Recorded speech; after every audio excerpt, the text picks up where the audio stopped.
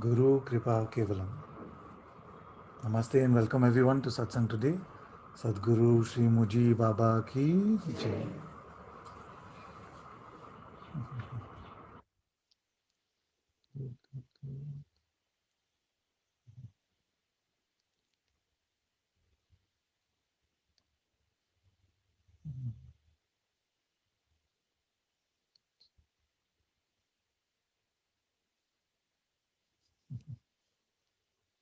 So what are we looking for? So many seekers gathered here. Seeking what? Hmm? Hmm? Huh? Seeking the seeking to end.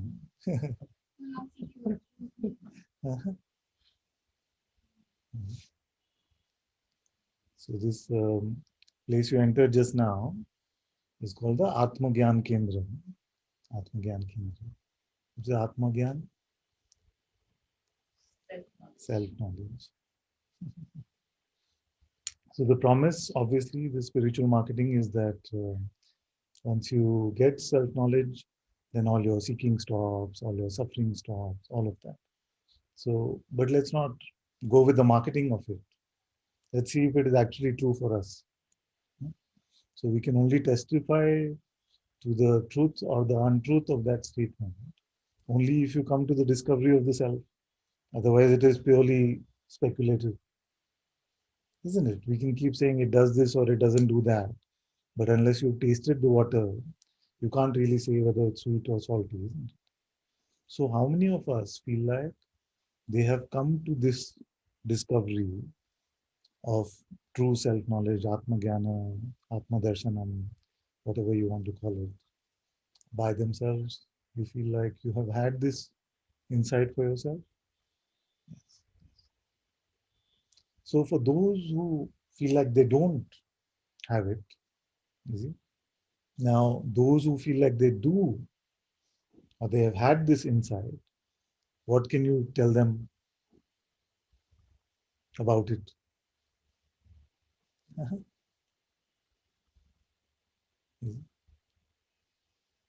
What can we say about it?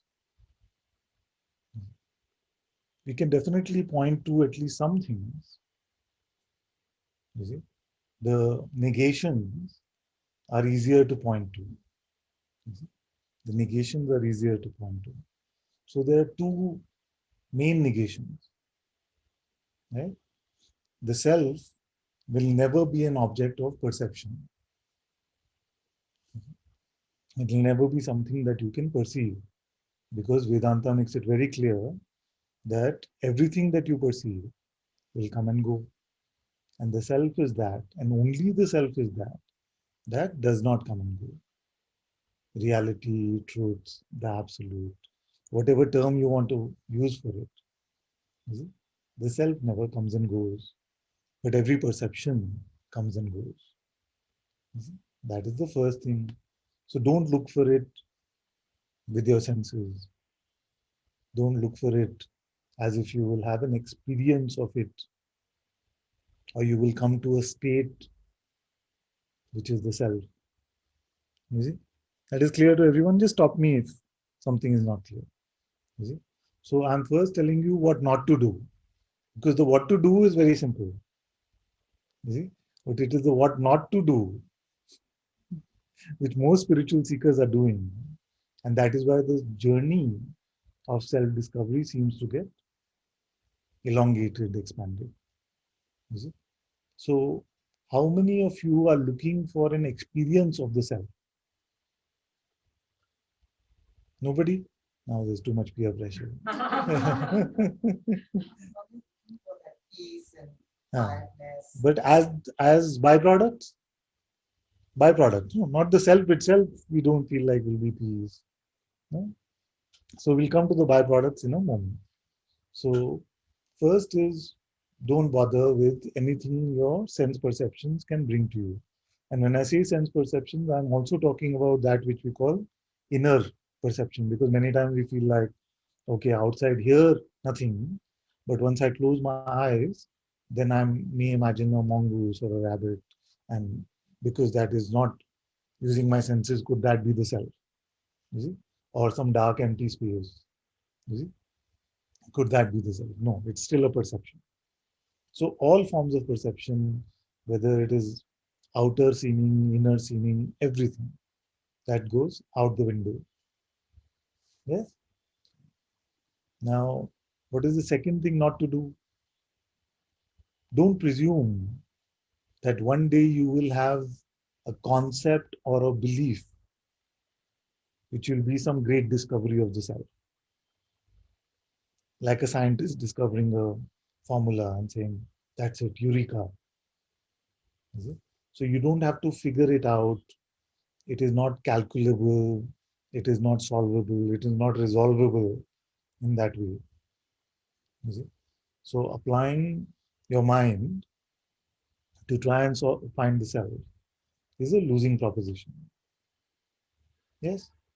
So don't look for it as object of perception and don't try to solve it, resolve it. Soche sochna hoye, jo soche lakwa. You can may think and think and think 100,000 times, but you will never think your way to the self. Clear? So now these two are gone. What are you left with? Huh? Nothing. Is it nothing or is it nothing? Huh? Huh? Is the zero like a zero? I'm now zero, like the opposite of hero. Is the zero that which is beyond all there is? Is it? Okay. So what not to do is clear. Maybe this satsang is all you'll all need. Is it? This could be it, and then we just have fun and chat. So, okay, then what to do? Now you're looking for a discovery which is not a perception and it is not a thought. Yes? So, have you had a discovery like that, which you have not perceived or you have not thought about? Not had. How many feel like you have?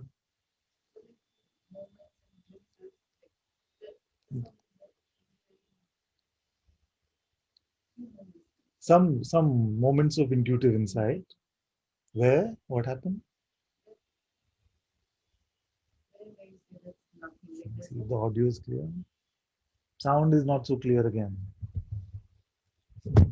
Now, just can I see thumbs up if the sound is clear? It's clear? Okay, good. I see mostly thumbs. So thank you, thank you. So what happened in those moments? And all of us will say that we've had some moments of insight, and we'll come to, but it doesn't stay. All that stuff we'll come to. But what happens in those moments? Is it the same what she said? Oh, there is peace or there is bliss, independent of that, because that is another perception. Yeah? So what happened? Huh? Nothing. But right now also nothing is happening. There. So if I give you a tool, like a question like, are you aware now? Is it? Are you aware now? Yes. How do you confirm that? Is it perception? It's too much peer pressure in this one. Be honest. Is awareness is not a perception. You don't perceive it. Are you just thinking you're aware? No. Is it? So how do you make that discovery? Isn't it? But it fulfills the criteria, no? The two criteria. Yeah. Yeah. Yeah. It happened, no? If it didn't happen, then why would you all come here? You see? So, so the discovery is very simple. You see? Are you aware now? Yes. What did you see? Nothing. Huh? Then how you say yes? Is there a blue cat sitting next to me? No. Then why do you say no? You did not see it. In the same way, you did not see awareness, but you say yes. This is the uniqueness of self-discovery. And it is as simple as that. You see? Now I'll come to that's it. That's satsang. Okay. The problem is what? What do we want from it? You see? Now we discovered that this awareness, you see, is the reality of our everything. I want to say existence, but beyond even existence. But, and that is the main point, which is that the thing that we want to use it for, we cannot use it for. Whatever the thing may be. You see, because that is what I call spiritual selfishness. You see, that we wanted what we wanted in the world, so we chased money and relationships and body and all of these things. You see, then we were told, oh, but there's an easier way to get this stuff. You see, and you're realizing it's not that easy, conceptually at least. No? Just find yourself or go to God. You see, discover your divine presence, and you will get all happiness, all peace, all joy, everything you wanted. So somewhere in our mind, we thought, this is very good. I don't have to do all that hard work. I can get whatever I wanted through this. See? But the thing is, we don't give this discovery as much time as we give a pizza. You place a Swiggy order or you call Domino's. How much are you willing to wait? Huh? 45 minutes, hour. And this awareness, the Ananda should come immediate. You see? So this is the trouble. You see? Give it a chance. Don't rush to decipher. Don't rush to complain. Don't rush to say, but.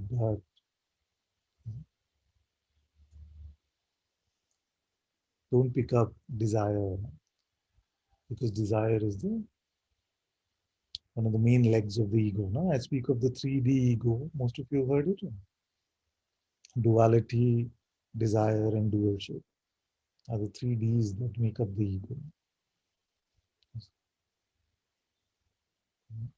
Now, your mind will complain and it will say, when I ask, am I aware now?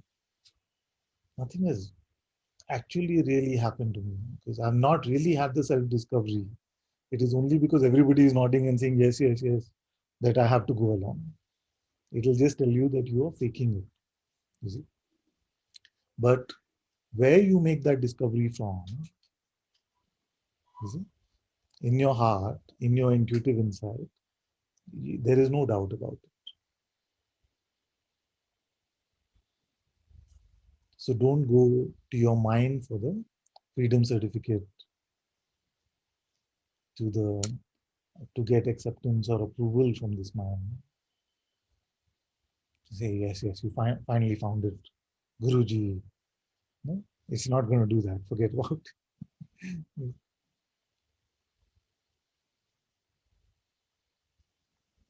So most of the time is managing the but. Is it? Dealing with the resistance of wanting something out of this discovery. You see? But the discovery has nothing for the non-existent me. The one who wanted something out of it doesn't even exist. And you are realizing, you are recognizing that you are nothing other than this awareness itself.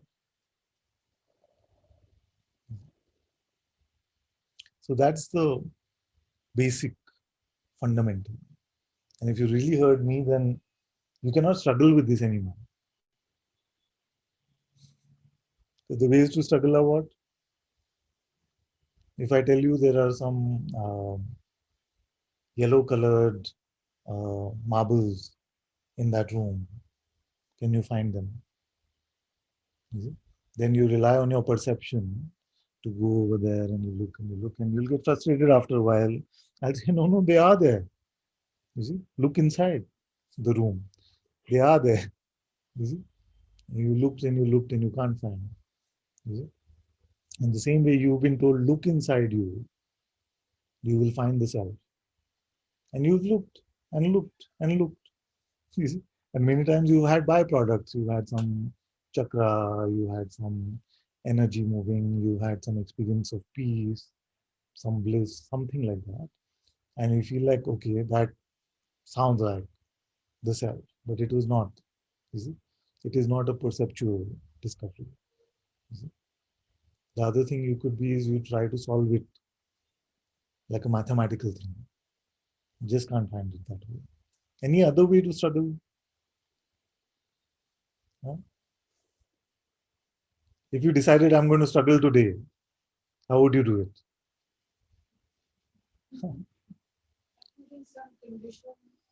Yeah. Yeah. Yeah. But in the realm of perception or thought, isn't it? Now, besides the realm of perception or thought, is there a way to struggle? So, where is the room for spiritual struggling? Hmm.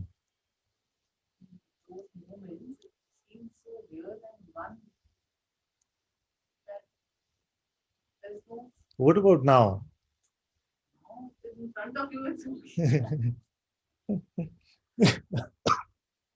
And we've had this conversation many times.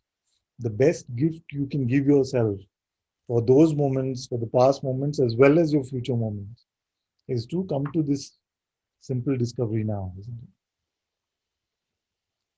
Your attempt to solve it for previous Amrita or future Amrita is not going to make it helpful. It is only going to take you away from what is like a palpable discovery right now. So while you're here, forget that there is such a thing as the past and forget that there is such a thing as the future, because actually there isn't any, for you at least. Yeah? And when I mean you at least, I mean for your truth. There is no such thing as past or future. It is only mental speculation. And by your thinking about past and future, you're not helping anything. Definitely not yourself.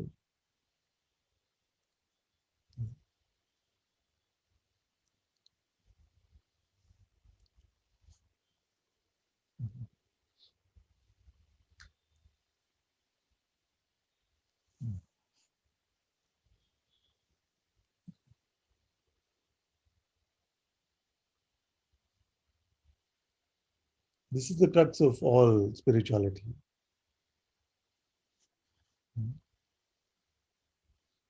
Now, this awareness, is it still confusing? No. It's a very good crowd.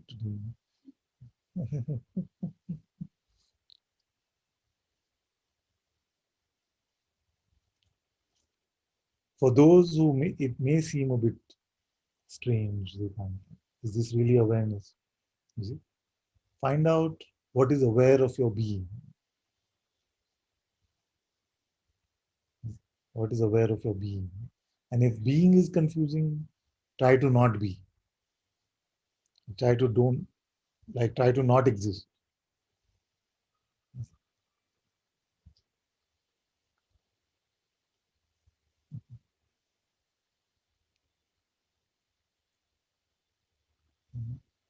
Being is clear. सब ऐसे ही बोल रहे हैं कि सच में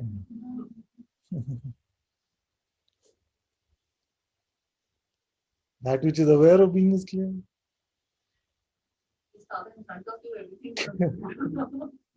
That we can't help. You can't have a conversation with me unless I'm there. Now, what are we doing here?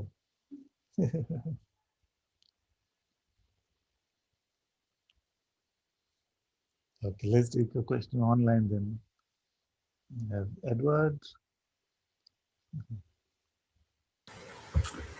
Hi, hello, Ananta-ji. Hello, my dear. Hi. I actually don't know how to describe my question, but it comes up often, and then I really cannot put it into words. So I'll try my best. So, Is so sometimes I feel like we coming to this recognition to that I'm this awareness, everything is complete and no desire and so on. But also it seems like somehow mixed this reality with let's say non-reality, but it also feels true that this awareness wants specific things in life, yeah, you know, like really want, and I really would like this way and not this way, and I would like this and not like that, and then I'm checking like, yes, I'm here, everything is fine, but yet such sometimes requirements are high as well, you know, yeah, and just want to check, is it something like real mixed with some delusion, like let's say desire and worldly things, yeah, or is it just this is how it's supposed to be? Or I don't. yeah. So let's try live exercise. No? So right now, and there's no rush. We can take our Yeah. time. Right now, just remain in that space where what you are is apparent. Like when I ask you the question, are you aware now? That space where it is apparent. Yes, I'm aware. This is not necessarily the words of it, but the recognition of it. Is it? Mm-hmm. Now, what is needed for us to want or resist?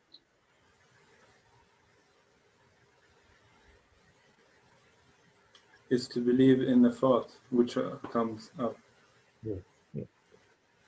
And but there is no yeah. problem with the thought in itself. So that was Mm-hmm. quick. No? That was quick because we've done the exercise many times in one way or the other. That without a notion arising and believed in, you see, there is no such thing as want or resistance, desire or aversion. None of that is a possibility. No? So, so now the question is that this arising,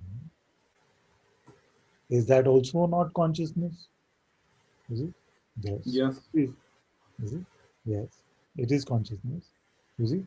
But uh, the only trouble, seeming trouble with this aspect of consciousness is what it represents us to be. Is it? The representation of ourselves as a body mind, or at least some sort of limitation, is inherent in mental notions. Is it?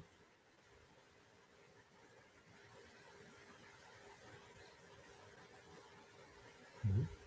So it is not that the thoughts themselves are something other than consciousness, or the mind itself is something other than consciousness, but consciousness is all there is. You see? So one aspect of all there is a false representation of what you are. You see? So, so that is the trouble with desire. It is not, I want. All of this is consciousness's will. And in a way, we can say consciousness wants this to happen, and that is why it is happening. At least conceptually, we can say things like that. But so the problem is not in the want in itself, it is what we take ourselves to be.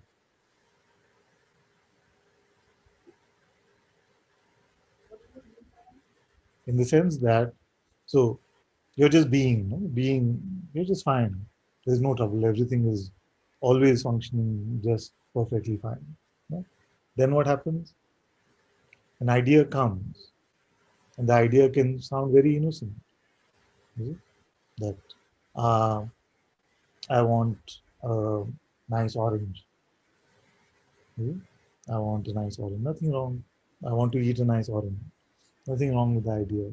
You see, but how does it represent you? You see, it says, I am this body mind. You see, so the minute that notion is brought into, then there is an inherent duality in that idea that I am only among all this realm of perceptions, I am only this set of perceptions. In a simple statement like I want to eat an apple. Not that, anyway, we'll come to that. Or sometimes I like taking this example, which sounds even more harmless, like the coconut is green. Now you may say, where is the identity in that? Is it coconut is green? It's fine. It's good. But what happens very quickly, if you notice your stream of thoughts, is that you say coconut is green, but it doesn't stop there. You'll say, I had a green coconut, it was very sweet. You see, the I identity is very quickly presented as again this one in time and space, again this body mind. You see? And quickly we're into that, the first D, which is the duality. You see? So I have made myself consciousness, I consciousness, have made myself into believing myself to be just this among all the perceptions that are apparent. You see? Nothing in the perception is saying you're just that. You see? It is only the messaging from the mind, whether the mind seems to be here or coming from another mouth, whichever way the mind is operating. You see? Now, once we have bought into this idea of our limitation, then what happens is that there is a pull and push. You see, the push is that somewhere we realize that I'm not just this tiny, I'm not this small. You see, that's why we feel like I have to complete myself in some way. You see, complete myself in some way, and that need to complete myself in some way is what we call desire. You see, if I only had this, then I would be more complete. If I only had this relationship, then he would complete me or she would complete me. If I had this house, then I would be better off. If I had this car, whatever the desire. You see? So, but if you did not take yourself to be this limited object, so that duality had not come, then this desire would have no legs to stand on. You see? So first that representation is there. And once you have a desire, I want this, or I want to make sure this never comes, whether we say desire or aversion, either way, you see, then the mind will present you ideas of what you can do about it. So that is the third D, which is the duation. You see? So once we take ourselves to be this limited object, then the doorway to desire and doership is quite open. You see? But inherently in our pure perception, no such duality is created. You could look at anything, you see, and you don't make yourself a me. So it's not a question of perception. You could even look at any thought that is arising. Attention can go to any thought also, but without identification or belief in that thought, you are not yet taking yourself to be a separate entity. You see? So now what happens is, and we are now going to answer what Edward is asking, is that what happens is that once you're open and empty, and you're not taking yourself to be this individualized consciousness. Consciousness is not taking itself to be individualized in any way. The play of life still seems to continue. You say, I, I want, spaghetti bolognese. I want this shirt. I like red color shirt, not that. You see, so that play of life can still continue, but there's a big difference. You see, and the big difference is that it is just very light, light and easy. And how do you know it's light and easy? If you don't get red shirt and spaghetti bolognese, you are not going to cry about it, and you're not going to suffer from the idea of not having. You see, it's very open. Open. You go to a restaurant, you're not going to tell the waiter, "Oh, I'm just pure consciousness." You see, awareness manifesting as pure consciousness. how dare you ask me what I want to eat? Eh, You're going to say, I like a pasta, something. No? So, and that naturalness can continue in life. You see? So when the sages said before enlightenment, chopping wood, fetching water, after enlightenment, chopping wood, fetching water, this is what they were talking about. But something has changed, which is that identification, and therefore the ability for of having that or not having that, having the ability to cause suffering or resistance, is not there. You see? So in the naturalness of day-to-day existence, those things can still continue to play out. But there's a big difference, which is that if they don't play out according to what your mouth said, you see, then it's not like, oh, what's happening to my life, and you see, this is the the the suffering aspect of our day-to-day existence is not there then. I feel for me, what is now coming specifically to talk is about women, probably because, Huh? um, Relationship. yeah, relationship. Women. Okay, okay, okay. Yeah, and this is where it comes, like sometimes I feel like demanding thoughts are coming, like I really would like woman might be like this and not like that, and because I'm gonna have to spend my whole life with her, whereas things I can just buy and replace, and this is what I tend to do, Yeah, yeah, yeah. I just buy something I don't like, or I'm just gonna replace it. But with women, it's a little bit different. You cannot really do that, and these thoughts are still coming. Like if it comes about my phone, I just change it. I don't worry about it. But when it comes with women, it comes, and then you feel like, so how does it work, or is it just you have to kind of just promise for forever, no matter what thoughts are coming, in the future. It's difficult in that case. Probably this is this is how I can specify it the Yeah, most. It comes with it. yeah, yeah. I don't know if we can say just woman. It could be like a male best friend also. No, Yeah, we but cannot get it's also easier with best fine friend. and You just don't see him for a while, and then you meet, and then you feel great again. yeah. But this special relationship type thing is obviously a big aspect of suffering in the human condition, and it's not just men with women, but also women with men and men with men and women with women, whatever combinations there are possible. So yes, it is something that is deeply ingrained into our identity, you see. And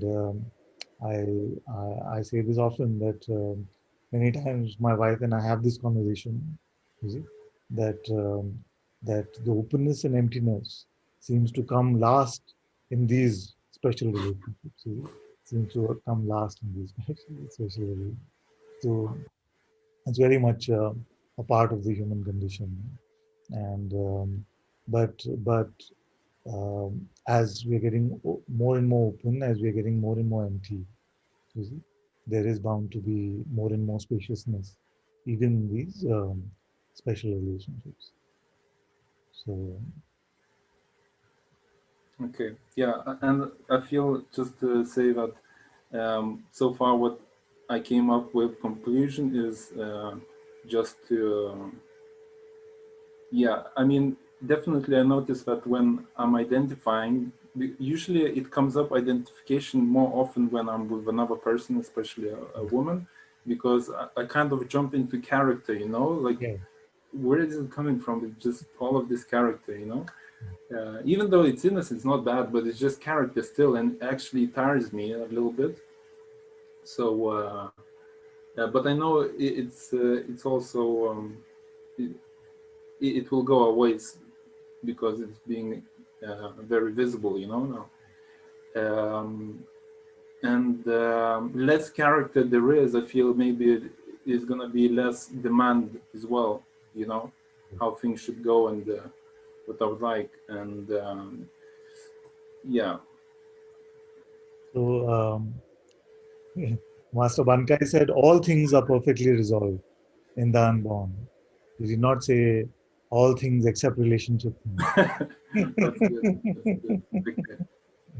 Yeah, I feel that as well. It's just it comes quite often, and the feeling, wow, everything was great until somebody comes into my life, and it feels like maybe I should just be alone because it feels so great. But there Yeah, are little desires, you know, which are ingrained, to have children and stuff. And I'm feeling okay, just gonna have to follow this desire because it's much easier than rather to push them away. yeah, Yeah. So and then these extra, let's say, issues come up with yeah, that, yeah. you know, So, and one tip I have for you and everyone is that this intuitive space, let's call it that, it's not really a space, but let's call it that for a moment. You see, that intuitive space can be trusted for to run this worldly life, as well as to help us recognize our own source. So consciousness is recognizing what consciousness itself is made up of and where it comes from intuitively.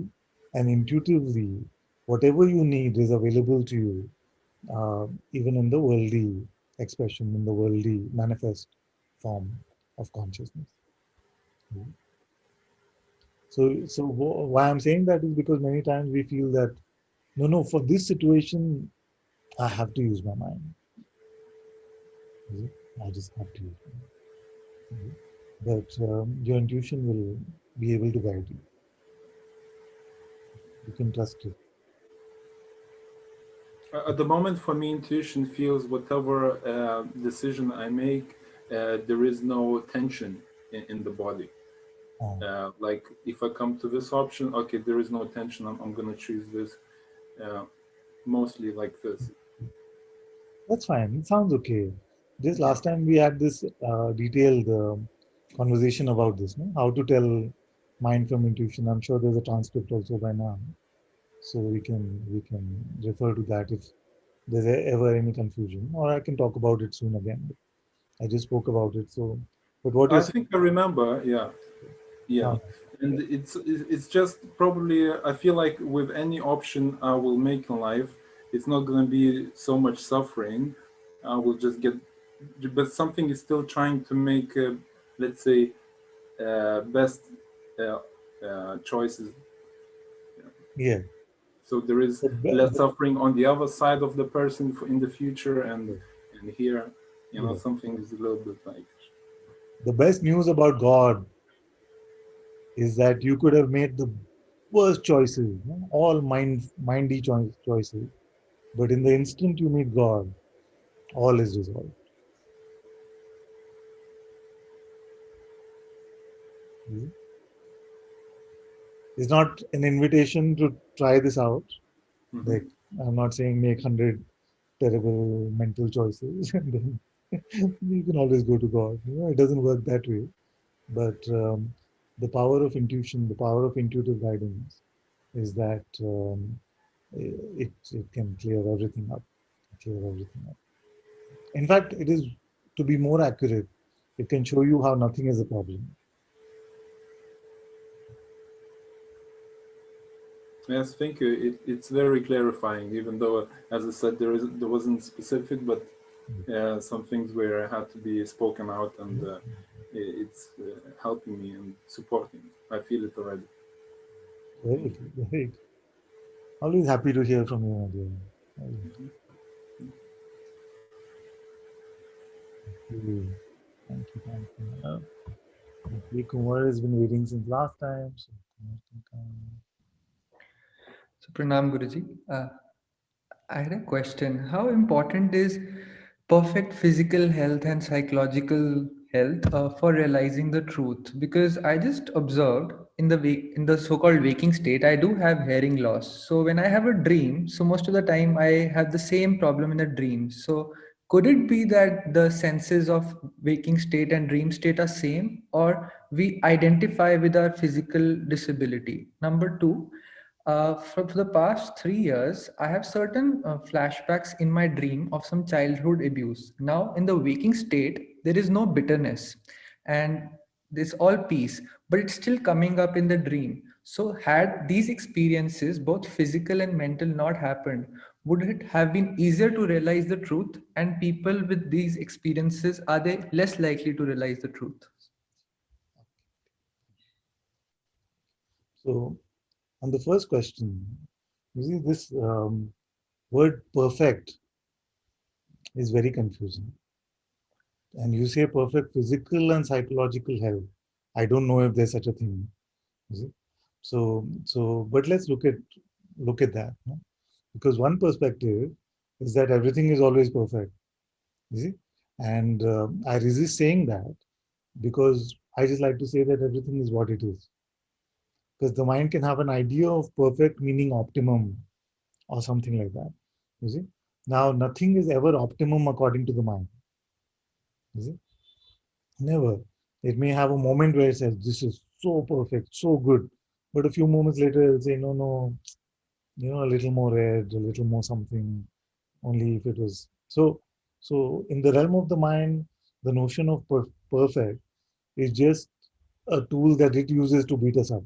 You see, by dangling a carrot sometimes, by telling us that, oh, it was there and you lost it sometimes, in various ways or techniques that it uses in its sneaky ways. You see, you can use the notion of perfect in a very tricky way. The other thing I would say is that the acceptance of what is as what is, you see, as what is. And for some, it makes it sound like everything what it is perfect as it is. You see, in that representation, there is no resistance to what is. You see, there is no resistance to what is. But for me, I would say better we lose the notion of perfect itself. You see? Because even in the second representation, there is a potential for it to hold on to something from the past or these kind of notions. You see?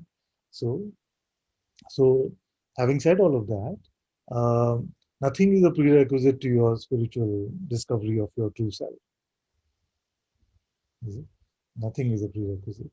So, and in our history and traditions, I'm sure all over the world, there have been many examples of sages like Ashtavakra being one of them who had curvatures in 8 parts of his body, yeah, 8 vakras. And yet he was one of the greatest sages to have walked this world. So definitely it is not a prerequisite. You see?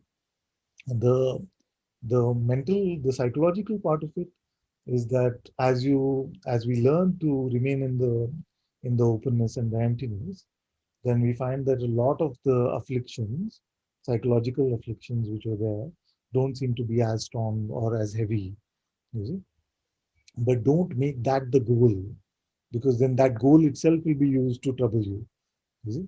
So the goal is just the self or God or whatever attracted you to this in your heart. You see? Keep that itself as the goal and allow the psychological cleanup or the psychological openness and spaciousness to be a byproduct of it. You see? So that is the first aspect. The second you said was about what was it about the dream? Yes. So my question is, if I am taking your pointers to the heart and following them and identifying as awareness, shouldn't that psychological stuff be purged completely and fast? So Yeah, if it is not, maybe I am doing so, something wrong. yeah. But that psychological stuff has to be purged is still psychological stuff. You see, so allow that also to get purged. You see, so so it is the mind itself which says mind has to go, and we spoke about this last time as Mm. well, where we said that the mana itself will keep saying, where is the manonasha? The mind itself will say, where is the dissolution of the mind? You see, so that creates a new psychological conditioning that all psychological conditioning must go. That's why my pointing of truth for truth's sake is very helpful. You see, the truth for truth's sake, you're not so concerned about what else is happening. Just truth, because it is worth it for itself, you see, because it is true. So that is um, that is what I would point to at this point. And the second part about being, there was one about noticing that you have the same sort of things that you experience in this waking state seem to transfer into the dream state. That can happen. Um, in my experience, many times Ananta is there. You see? In the dream, many times it's a different somebody there, like man, woman. A few rare times it's not even man, woman, it's some other realm only. It seems like some strange sort of thing. So no need to get so much into that.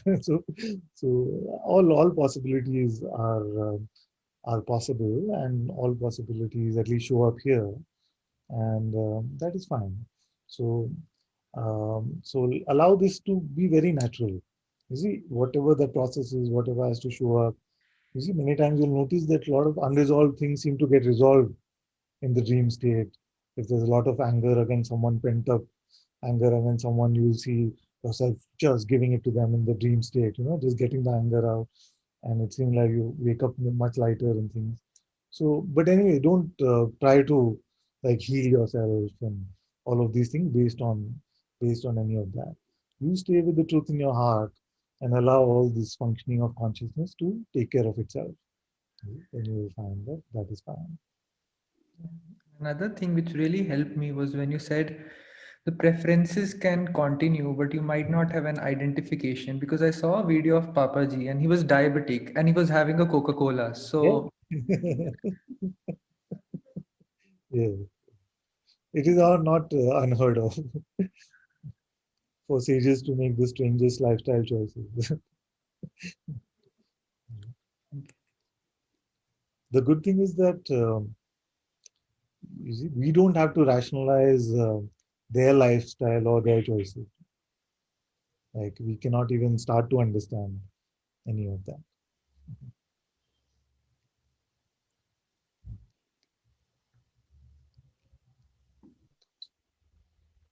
Okay, Maria and then Lawrence.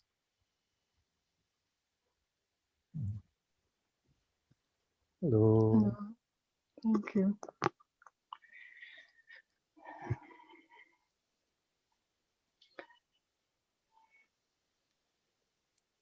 I just wanted to speak about something that happens when I try to confirm, Yes. uh, and what happens is that I keep getting identified again and again and again. It seems with the one that wants to get out of it, and with all the suffering state, and So just to make sure I understood correctly, what is it that you're trying to confirm? That you are the self. yeah, like Ah, that I'm not what's appearing and disappearing, I see. and none of that, not the one looking for it even. Yes, yes, yes. And how do you try to confirm that? By leaving all the, by bringing my attention back to the silence. I see. I see. Not even, no more, by like not being not giving so much attention to all the thoughts and Yeah, ideas and fears and yeah. suffering and things.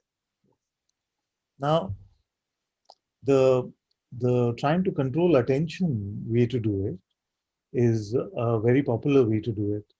Here, I was very unsuccessful with that way. Yeah, and maybe attention.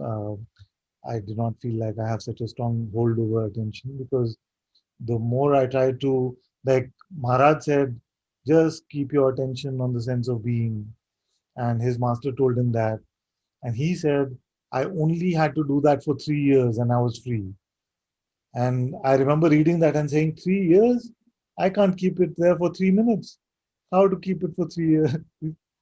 so, so, and that is why most of my pointing and advice comes from the other key which you need to unlock identity, which is the aspect of belief. So you need both attention and belief to take yourself to be limited. You see? To So take yourself. to be limited or to take yourself to be the me or the person. You need both, isn't it? Like I can Yes. say, uh, don't think of a pink elephant, the classic example. No, don't bring any attention to pink elephant. And naturally, for most of us, a pink elephant will start to show up. The more we try to resist it, the more. No, don't think of banana. The banana, is it? Is there? So, but it's easier to not take ourselves to be a pink elephant or a banana. Is it? So if I say don't take yourself to be that which attention is showing you, then that seems to me to be a simpler way to play. And yet, for you, if it is natural to divest your attention from thoughts and to be able to keep it in the sense of being or to stabilize it in a mantra or something like that, whatever you may be trying to do with your attention, then if it is natural to you, then that is fine as well. Because identification is not possible unless you bring attention to a thought first. You see? But I always found the attention game a bit difficult. You see? I found surrender or letting go to be much easier. You see? That's why I always point to your belief in what the thought is saying, not that the thought should not appear. You see? Because controlling attention means the thought should not appear. Unless your attention is on it, it cannot appear, isn't it? Only through attention do we perceive. You see? Perception and attention are part of the same play. You see? So, but I found it here very easy to not take myself to be what the thoughts were presenting me to be, rather than try to not think or try to push thoughts away. It just seems to come so quickly, like with this thought of the one being the one suffering. Yes, It's just so it's immediately it feels like it's me. yes, And even though there's like a knowing that it can't be me, yes. it doesn't have the power, like Acha. Okay, I have some advice for you on that one, because over the years I met many who say, but there is no time to believe or not believe. You see, that the thought comes and immediately I'm identified with the thought. Yeah? That is a very common complaint. You see, but it is not with all thought. If the thought came to you and said, oh, you have to lift 100 kgs today, you see, like a power lifter or a bodybuilder or something, then you may not identify with it immediately. You may just say, oh, what a strange thought, let it go. You see? But if a thought comes about something that you are identified with, or you have an interest in, you see, then that seems to get belief faster. So those are the ones which seem to exert more magnetism on our belief. You see? So what you could do, is there a recurring theme of thoughts which seem to get your belief often? yeah, like I'm not good enough, I can't do it, I can't get out of it, it will never work, this kind of thing. Yes, yes, yes. So this unworthy sort of, and being Yes, yes. unworthy spiritual seeker is a very popular thought construct in spirituality. So what you could do with this is that this particular theme you can inquire into. You see, you can inquire into and ask yourself, who is not worthy? And the mind will say, "Yeah, I know, there's nobody like that, you see. But still inquire, really look, is there somebody there who is not worthy? Now, when is the inquiry done? When is the inquiry finished? When the thought arises, if it has become light and laughable, you see, then you are over that and you don't need to inquire into it anymore. You see, that is one tip. If this kind of inquiry doesn't seem natural to you and you are more of a devotional temperament, then you could just say, my worthiness or unworthiness is all my master's problem, his problem to deal with. Just surrender it. You see, with your full heart, just surrender it. Now, depending on your temperament, and not just temperament, but moment to moment, sometimes you're more open to inquiring, sometimes you're more open to surrendering. You see, sometimes you can use both. Like at different times, do the inquiry, at different times, just surrender it. And both of these are will make that thought lighter and lighter, and soon it will become laughable. You see? So those are the two main, let's call it techniques in our path, isn't it? Self-inquiry and surrender. So Yes, it just feels because that this self-inquiry is not always possible, because sometimes it's just kind of making this noise even louder, because it's looking for the one who is suffering. It's kind of bringing all these things in for the one who can't find it and can't get it. So it's, yeah, it's good what you're you saying. saying that it doesn't seem as easy or natural to inquire. Sometimes, but yes. Yeah. Yeah. And do you feel like you're blessed with some devotion in your heart? Yes. Then that's easy. That's easy. Yes, it feels. For those who are blessed with devotion, then to just hand it over at the master's feet is very nice. Is a beautiful way. Yes. Very good. So welcome.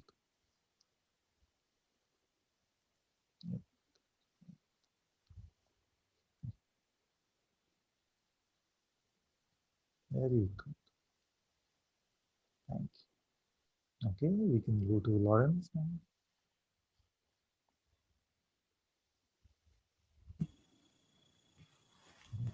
Hello, namaste. Oh, my dear. Good. You are laughing today. Very nice. What a difference a weekend makes. Huh? Not sure.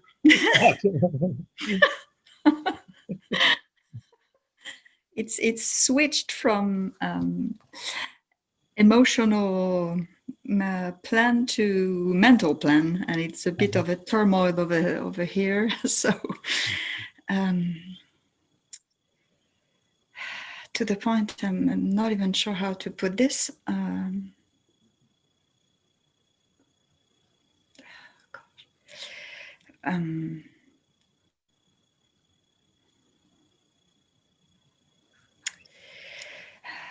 The thing is that there is no seeking anymore. In a way, it's all very clear. And yet, lately, these massive attacks,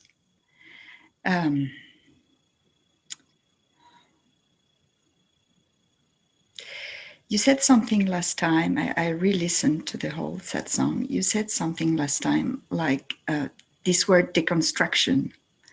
And actually, as we were talking about a dream, I had this dream that I can't remember if it was before or after, but there was this car, I was in the cab, I couldn't see myself, but there was this car driving and it was going very, very fast, and the road would deconstruct. There were massive holes and suddenly no road and fell. Quite softly, actually. Nice. Anyhow, so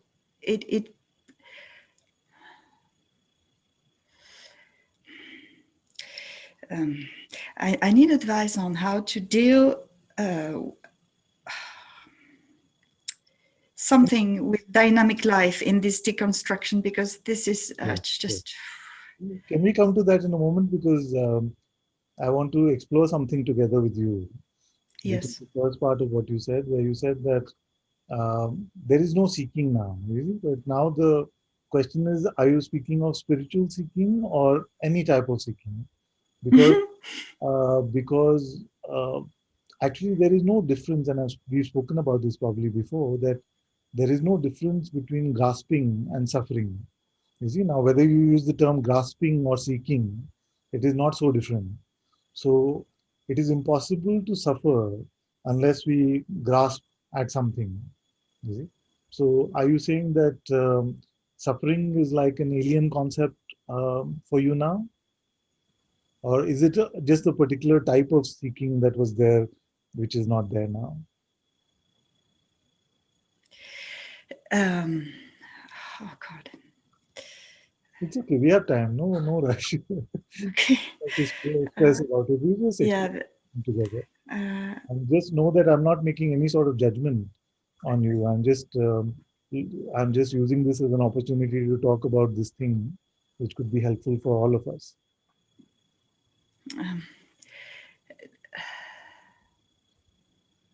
oh, how to put this?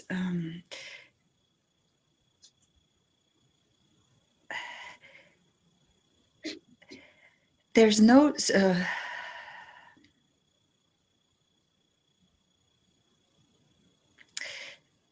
mind is going blank, of course. There's no, seeking for the self. This has gone. It's clear. It will not be found in any phenomenal way or with any perception, attention, whatever. So it has stopped seeking in this way. Okay, can we pause here? Because this is a very important point and may be helpful for everyone. So it is stopped in this way, which is very important because this was the wrong way to seek anyway. That's what we discovered, that it cannot be found as an object, it cannot be found in any perception. You see, that is in fact Vedanta 101, isn't it? That all perceptions come and go. Reality is that which does not come and go. So now, and yet, ironically, most seekers are still seeking in that way. They're still trying to find the self as if it is in an objective, phenomenal way.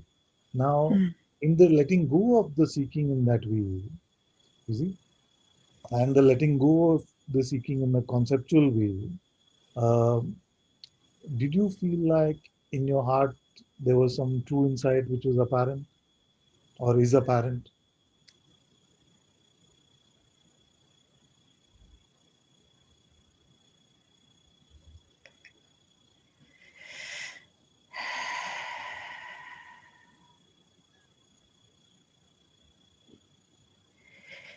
How can I put this? The whole process of identification is clear. Yeah. There's no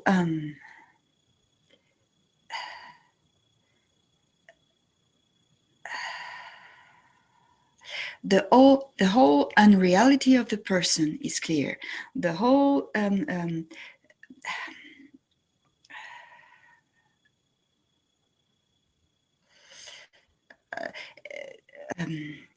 everything. How to put that in words? I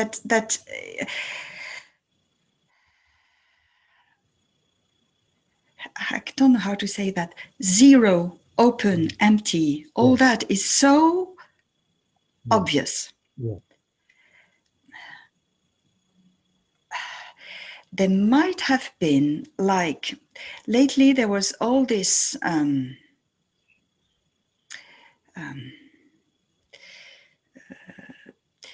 there's this whole contemplation and investigation on innocence. What I even what came here was like in the fairy tale, White Snow and the Seven Dwarfs, and actually this suddenly appeared as an initiatic tale of how to reach back to innocence, but true innocence. And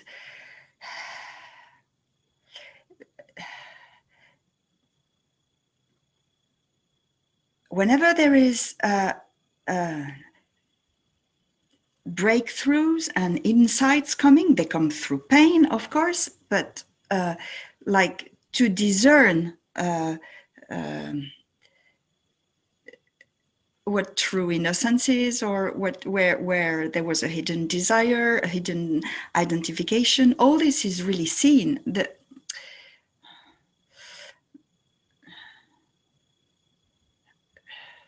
Okay, so let me ask you one more thing. So when we say that I'm wondering whether I haven't put a shape on this innocence thing, because this one is like waiting to get, waiting to receive guidance in a very clear and spontaneous way. And of course, it doesn't work. That I don't know how to say that.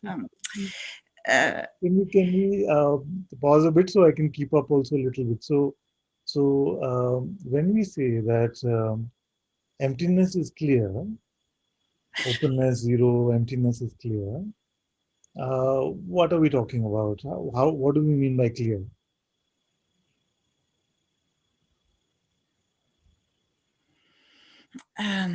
Like the true place of seeing is that where I like this image for open and empty. I like this image of the front door and back door. Anything can come in, and so really, truly, and this takes discernment to let everything come, but anything can come in, and as long as anything is not grabbed and let out of the back door, okay, open, empty, and this is so obvious. So and in that conceptual emptiness, no, in the conceptual emptiness, which is allowing everything to come and go, the insight about you yourself becomes apparent, isn't it? Now, would you like to expand that a bit? Can you repeat? It's So I said that in this conceptual emptiness, which is allowing all concepts to come and go, we are not hanging on to any perception using any concept whatsoever, and we're just remaining in this openness, in this emptiness. Your reality becomes apparent to you, isn't it? So that reality, would you like to talk about that reality, like what becomes apparent to you? apparent is a funny word because it's not, not apparent, but Couple the Sangha with the apparent for a long time. So they're all relating with what you're saying. Let's say obvious. Let's say obvious. It becomes obvious too.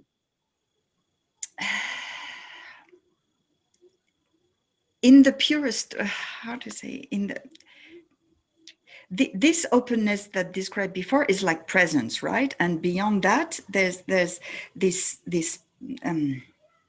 but perception is not even a good word. This awareness, pure awareness, which in the end it's now this is on the universal level. It's here and it's in everyone. It's in everything. It's in. It's impossible to describe. So may I prod a little bit more and say, is this a conceptual framework? Whenever it is, it's got to be observed. It cannot be conceptual. It cannot be conceptual. Now, in that discovery, which is not conceptual, when you see that you are this pure awareness, you see, when it is obvious or apparent that you are this pure awareness, you see, now, do you have to take on conceptually a new position before you can suffer? Yes. Now, is there something which forces you to do that?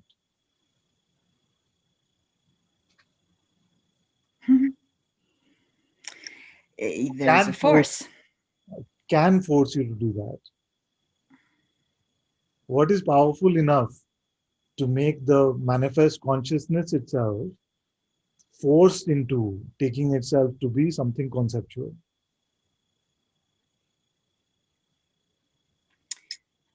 The idea I have of what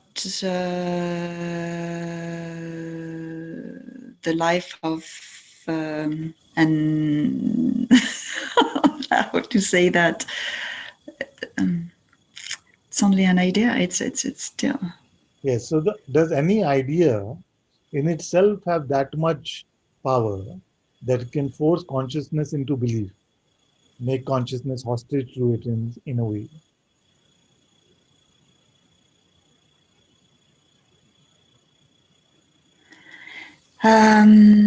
Or is it consciousness? The thing that catches me most often really is something I heard Guruji say very often, which is, and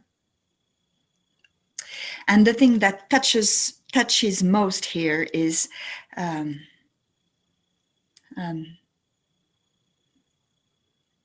to be so absorbed in him, Yeah. to die in him while alive, Yeah. so that he only shines. Yeah. And this is, there's so much yearning for that. Yeah. I can see it's like,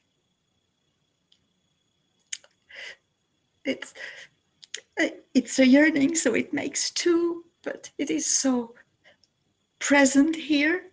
Yeah. And in the life, dynamic life as lived here, where, you know, the satsang here is very often through all the beautiful sangha mala songs, the records, and often Yeah. words will come out like that, but wherever you It's go, just, be the heart of that place and whatever. And but sorry. sorry, just pause for a moment. Now, in the last 2 minutes, in this representation, who is the central protagonist?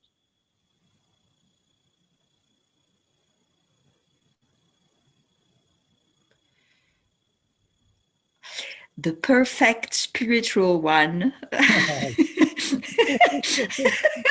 caught, my dear. Spreading love. So well caught. Shining love.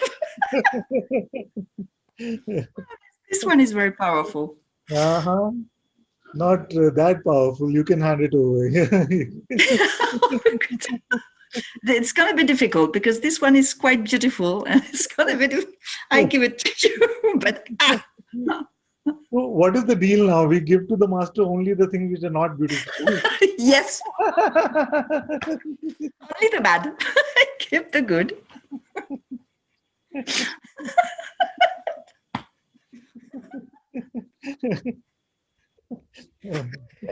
It's a big gift, this one.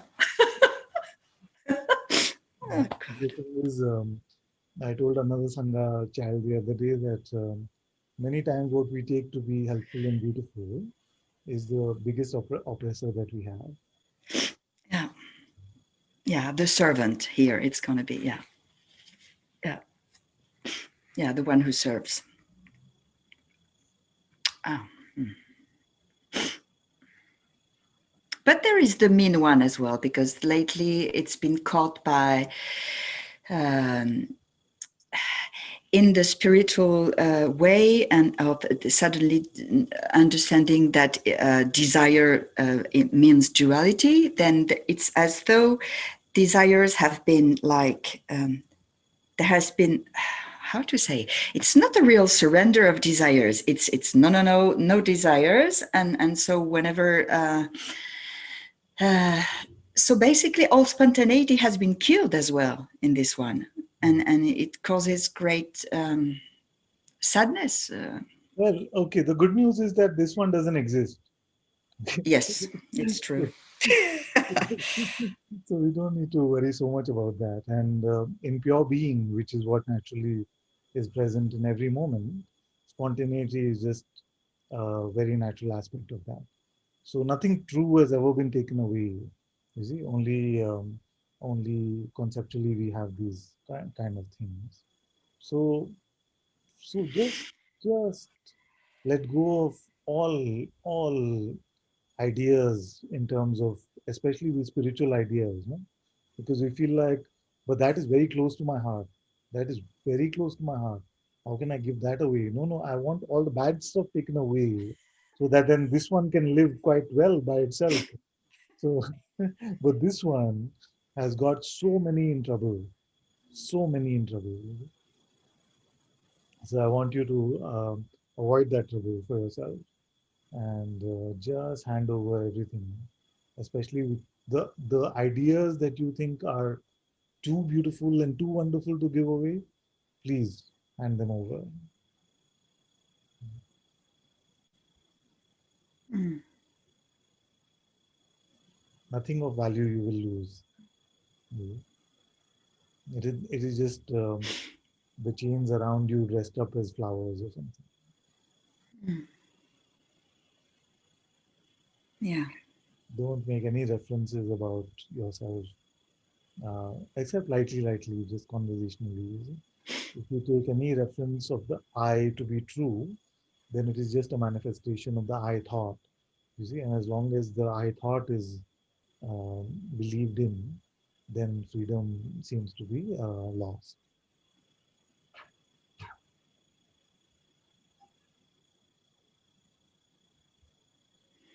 I can say it's also an expectation of a one that I would become, even if it's not here now. So it's not now.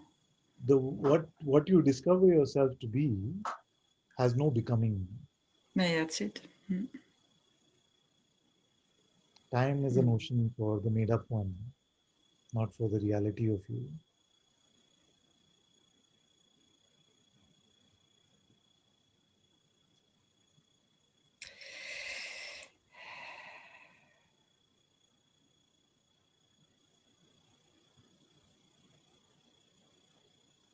Is it? So open and empty, which can get us somewhere, is not open and empty. Is it? Or can amplify something that we like about ourselves, is not open and empty. Mm-hmm. It's just truly open and empty. All representations, all references, everything comes and goes.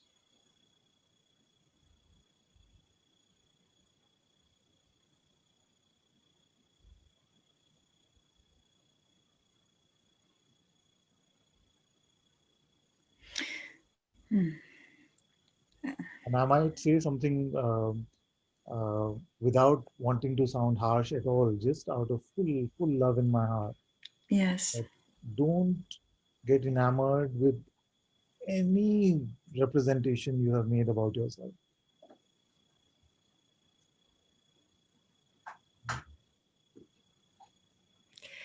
It's not harsh. Say it more harshly, because I can, I can feel that you want to say something, but No, it's fine. I feel like that message is heard there. It's fine. Like I'm saying, okay, let me see more bluntly. Don't fall in love with any idea you come up with about yourself.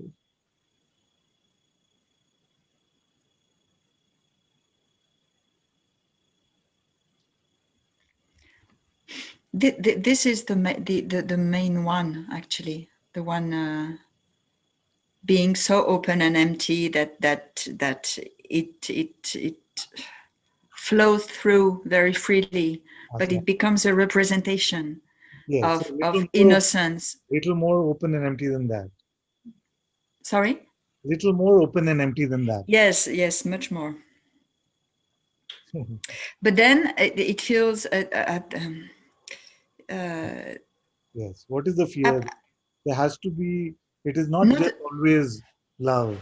Mostly the when we are enamored with a representation, and that getting that liking that representation usually is a decoy for some fear that we have somewhere lurking. You see.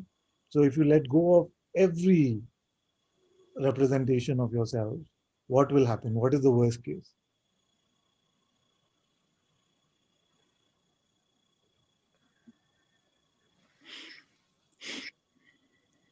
What will you have to lose that is valuable?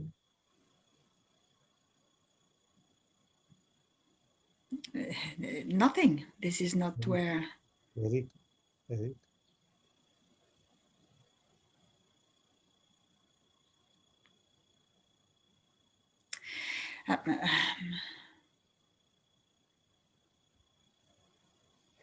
I'm suddenly wondering whether this that wasn't seen, this representation of the perfect one, was not actually hiding a representation that could not be faced, but a very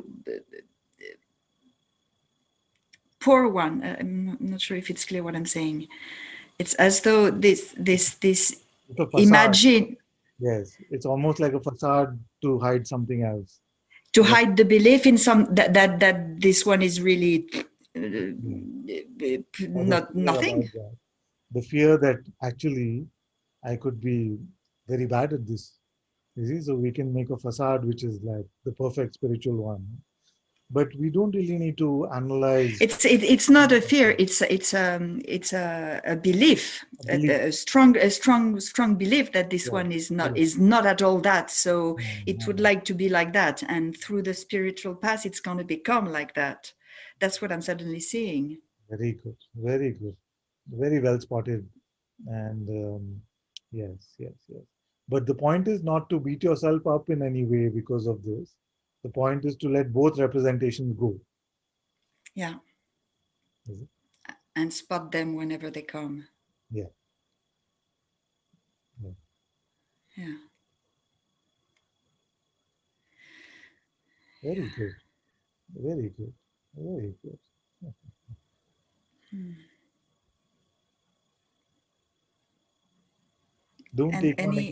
Don't take on anything from this conversation to mean something about me, about the me, you see?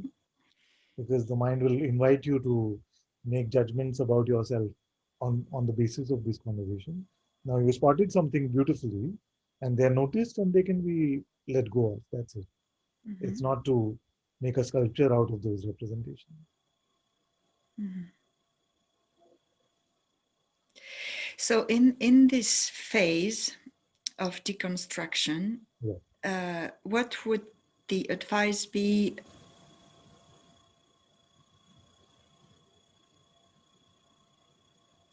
Because truly dynamic life is in such a hold, in a way, at hold and piece of advice. Sorry. On hold. Yes. I keep interrupting you because it's coming up strongly to say, even the distinction of dynamic life and life, this is just representation.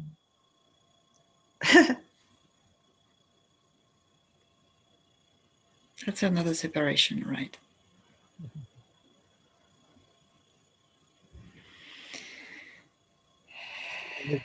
It creates these pretexts. Like once you buy into the notion of an idea of a dynamic life and you buy into that pretext, then it gives you questions about, so how do I deal with basically another primitive way of saying, what do I do? You see, another. Exactly. You see? So it tries to pull the doer out of you again, make you into, oh, because there is dynamic life, how do I deal with that? You see? What do I do with that? So just don't buy into that whole construct. What do you mean dynamic life, not dynamic life? Forget about it. Yeah. The question about the doer and how do I deal with decisions really pushes always. The doer is probably the strongest construct, no? Because even when you discover that there is no me, no, many times in satsang we've had these discoveries. So many of us have had these discoveries. And what is the first question you ask after that?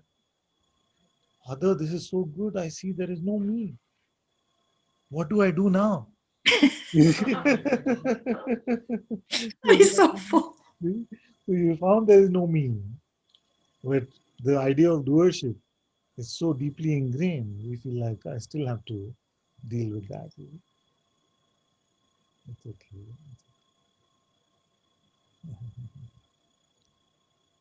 So then, remain with this, with always. Is that an answer? What do I do? Yes, it is. It's awful. It's fun. It's fun. It's fun to spot. Okay. It can come in the garb of the, like just a humble question. So should I just remain with this now? And we just spoke about that. I know, but this one I haven't let go yet. I give it to you as well, this one. Yes. Okay. Thank you. Thank you.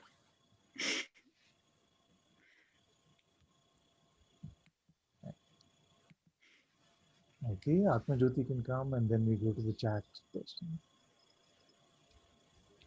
Hello. Hello, my dear.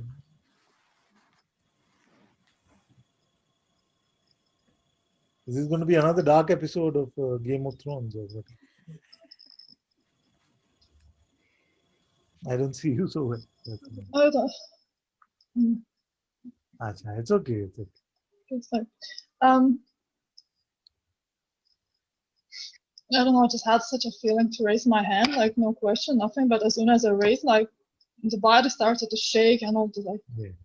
in the chest, like pulsating. So I don't know.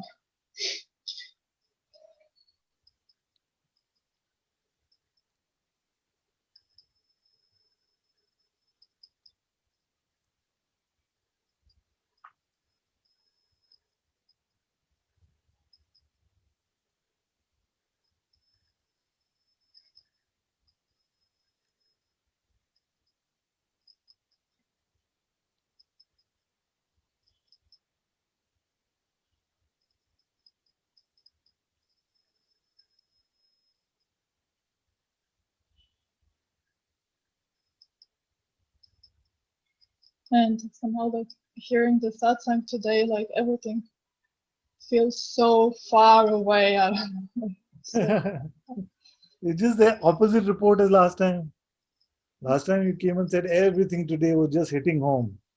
But I'm saying the same stuff basically. no, in a sense that no, that it's not. It's more like it's so feels so far that it's like I don't know. It doesn't matter, doesn't apply somehow in that way maybe. Unrelatable. You feel like it doesn't. It's not applicable at the moment for what you're going through. Is it like that? Yeah, like the whole thing, the world. I don't know like what I'm even saying.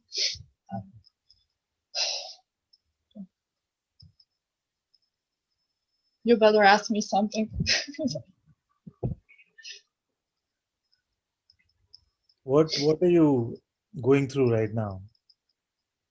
Is it what you would call suffering or No, not at all.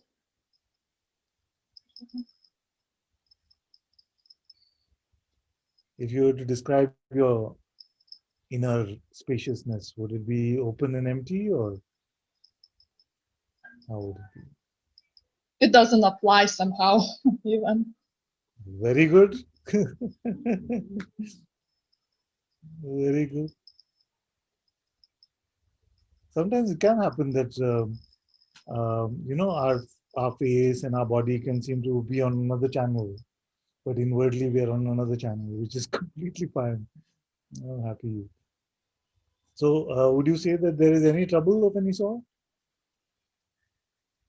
No, no, no, no. This was like such a like. There's nothing. Just was the feeling I have to raise my hand, and Ah, I don't know why. And as soon as I raised it, all the sensations in the body, shaking, and well, that's okay. No? That's okay. Does it convey that the body shaking and the sensations, does it have some meaning that is bad or something? no. That's good.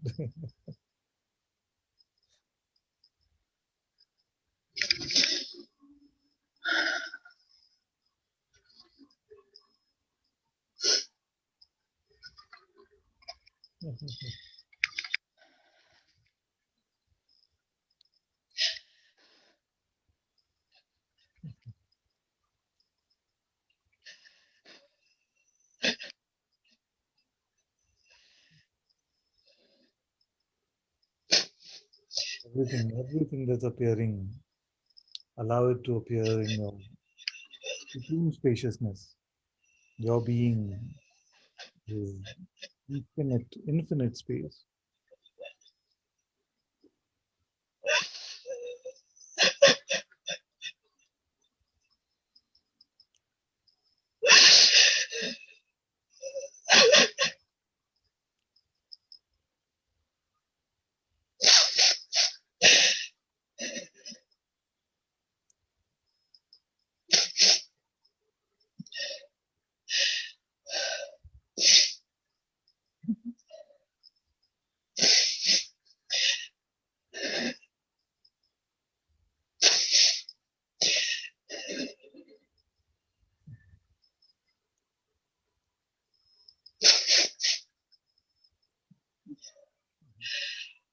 Is there some message in these tears or is just flowing? No, No, just.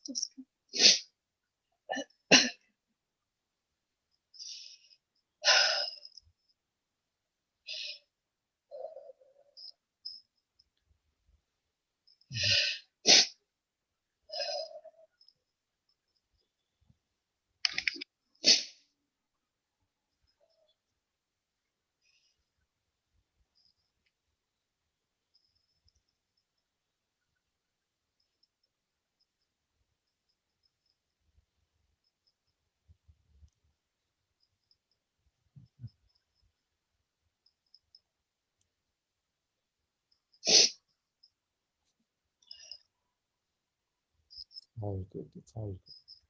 What's a good TV show these days?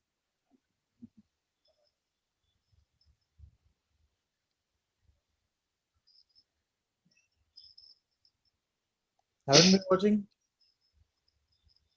Was I watching something? Yeah, nothing good. Nothing that stood out.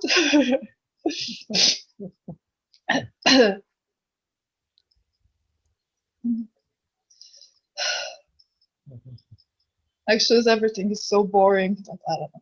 On TV, you mean? Yeah, No. it's just, I can't force myself sometimes even to watch. One show that I feel like has been the best show for many years is Ted Lasso. Did you see Ted Lasso? Which one? Ted, T-E-D, Ted Lasso. Like the cowboy has the lasso. No, I haven't heard of it. Right. If you could type it, that would be Yeah, good. yeah, Have yeah. a look.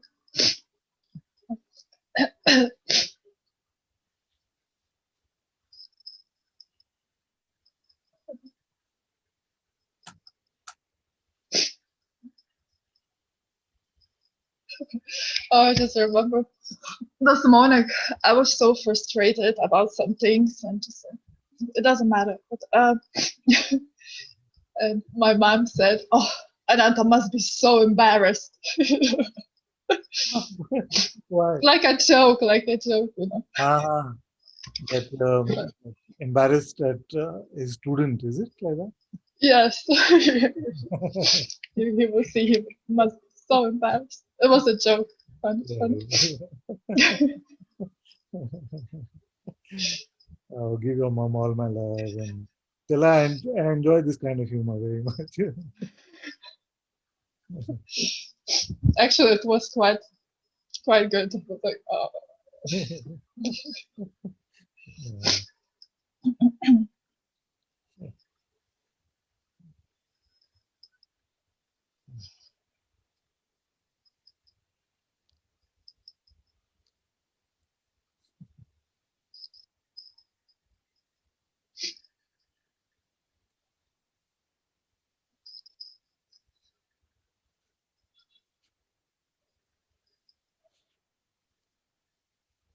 Just remember not to either make meaning or meaninglessness out of anything.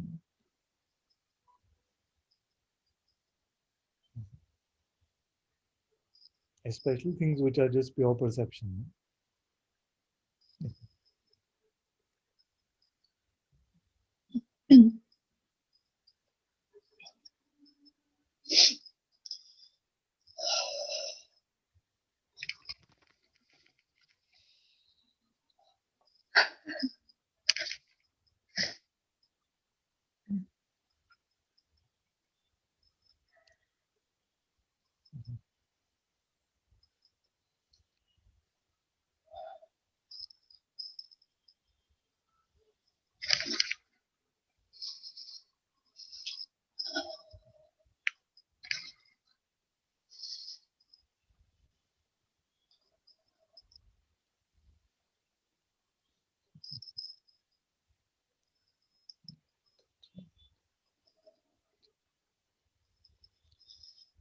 All my love, all my blessings.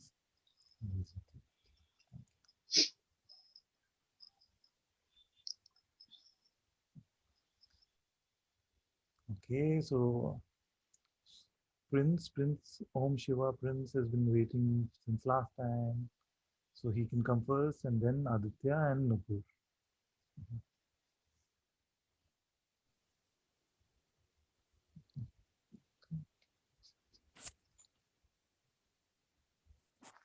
Oh, my dear. Namaskar, Father. Namaste, namaste.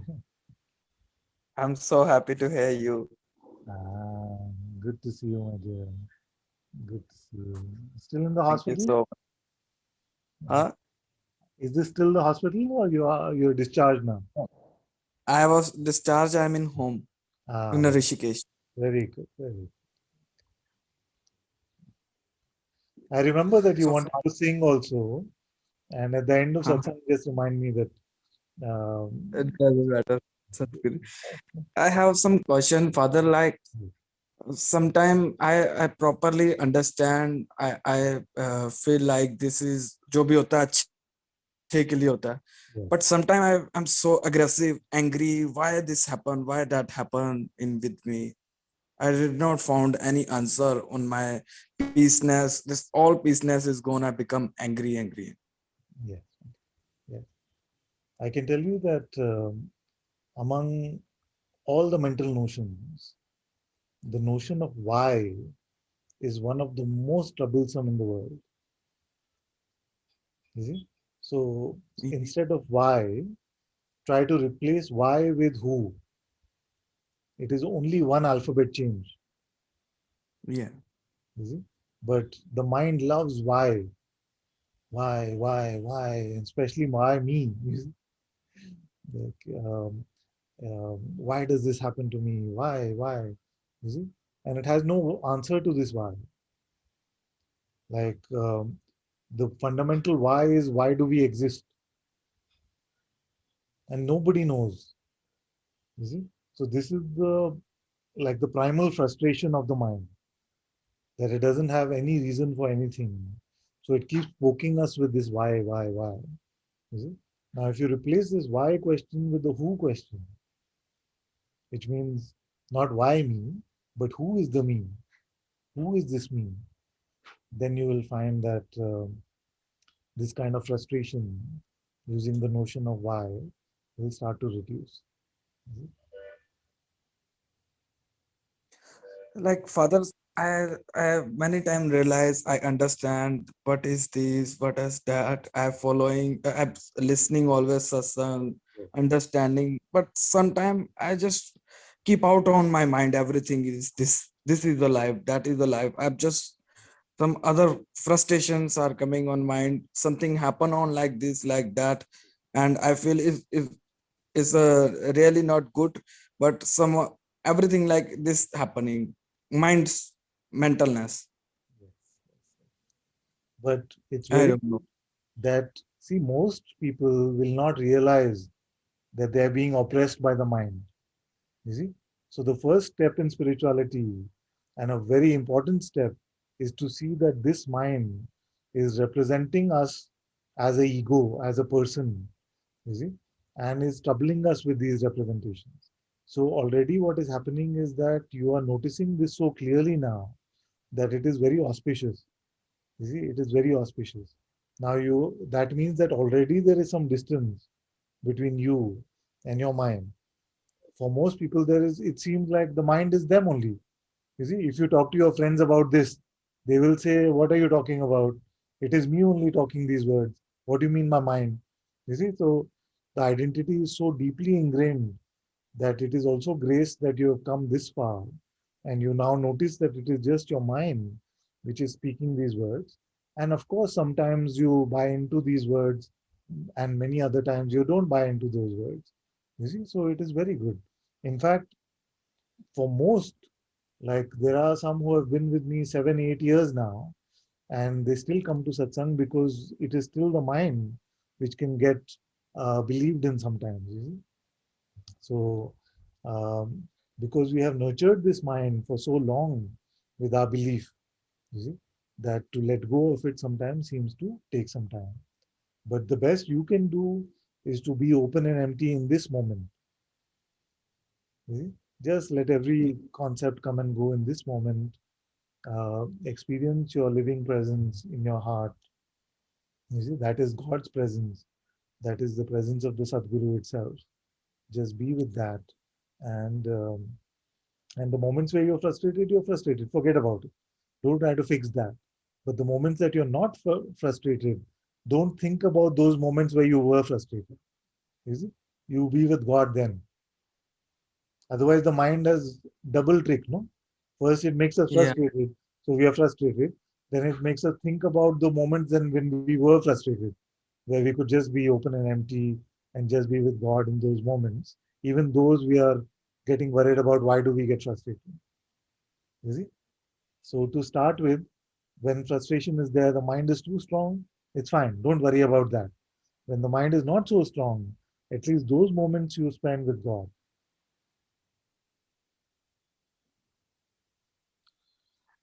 Guruji, many things in this 2000 start on the 2020. Many tragedies are happened with me. I was my sister born the daughter. She is expired 3 months. I spent premature 3 months. She is in a hospital. I every night stay there every night for worry about only. And after one month, she is just in us home and she gone like die. And next what happened after 7 years, 7 years I struggling in my profession, makeup artist, hairstylist, and I have so much dream to open my salon. In 2019 I opened. In 2020 that one also be closed. And before only 4 5 months ago I just like dreaming thoughts on my mind, everything is gone and I am with this and that. Guruji's grace is always I remind it, but I have some dreaming life also, like everything is gone, and that's why I didn't care about my salon. I left it. And my mom's after she said, because no one is doing work there, I am a main handling, managing, artist, everything like that. And now these things are make me frustrated. Why this? And now this happened, my accident. So I am so confused. What should I do? I remember जो भी होता है अच्छे के लिए होता है. गुरुजी हमेशा अच्छे के लिए कर रहे हैं. But some point of view, I am so frustrated. I become angry. Please give me some little this guidance. How do I change myself?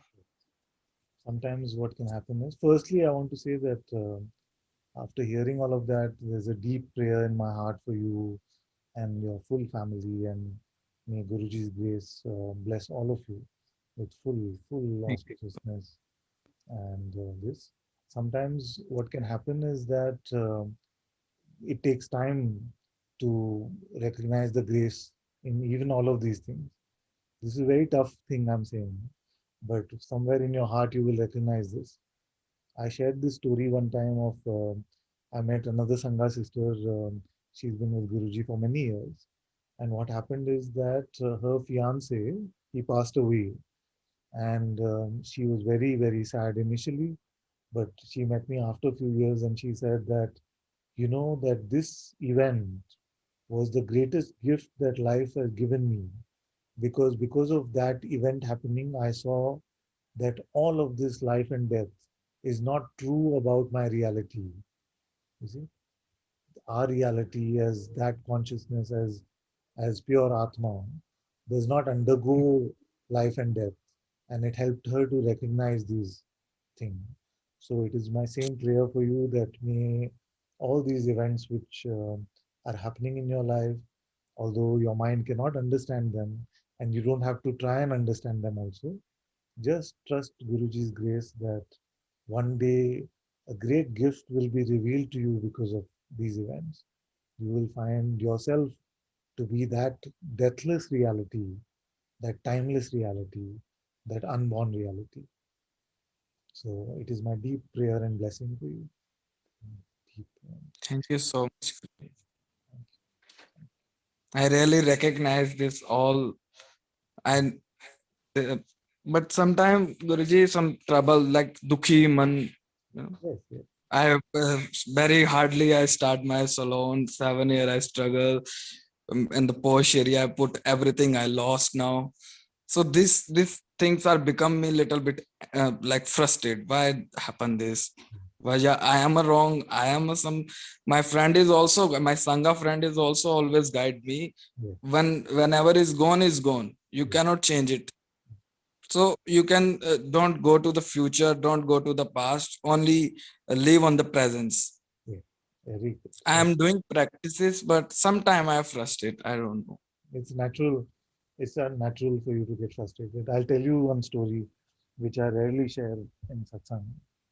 Actually, ever since I was a young boy, I wanted to start a software company.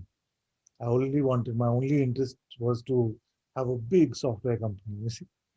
Now, what happened is that that dream came true. I started software company. Then my father also came, worked with me. And what happened is we grew that company and it became 600 people, more than 600 people, very large corporation. Then what happened is that because of some problem in the business, we had to shut it down. No? So at that moment, I never recognized, you see, why that happened. I felt like I worked for it so hard, or my life was about that. I felt so strongly that why do these things happen? So I was sounding just like you actually. But now I realized that all of it was Guruji's grace. I'm so grateful that that happened because it gave me so much space. Now life is so beautiful where I'm able to share satsang. I'm able to meet so many beautiful children in this way. And I would never exchange this life for that life. So someday soon, by Guruji's grace, you'll also see all the blessings that are there in this for you. Thank you so much, Guruji. I realized now, I like you are talking direct to my soul, and you put it all thing on my mind. I want to keep it in my all life. Thank you so much, Guruji. Thank बहुत बहुत धन्यवाद. you. Very well. Very, very. Okay, we go to Aditya.